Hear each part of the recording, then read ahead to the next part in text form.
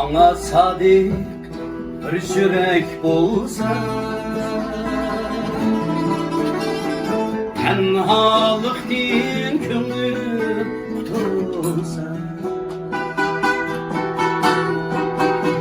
bana sadık bir yürek bulsa, tenhalık din köngül tutulsa, eğer bana yar kirek bulsa, senden özge yarim bulmuşsun. Eğer bana yar kirek bulsa, senden özge yarim bulmuşsun.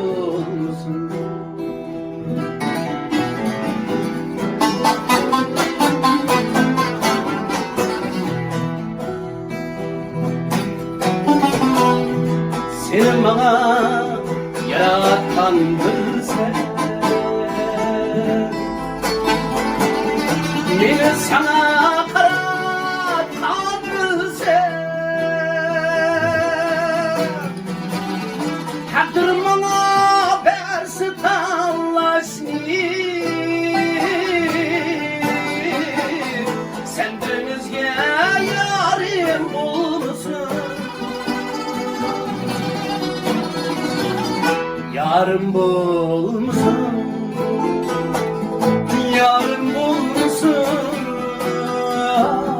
senden özge yarım bulmuşsun. Yarım bulmuşsun, yarım bulmuşsun, senden özge yarım bulmuşsun.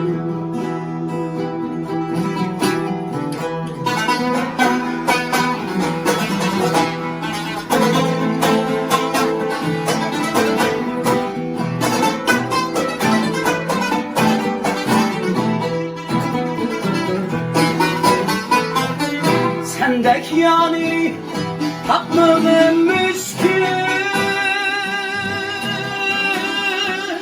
sen gönlümde içilgan bir gül.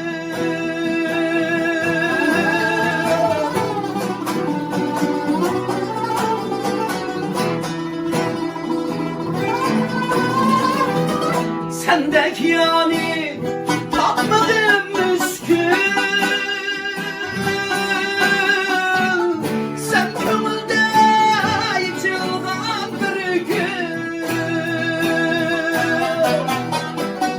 vermek bulsam brauğa kümül,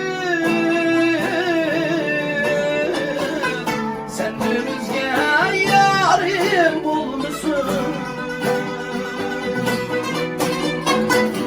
Yarım bulmuşsun,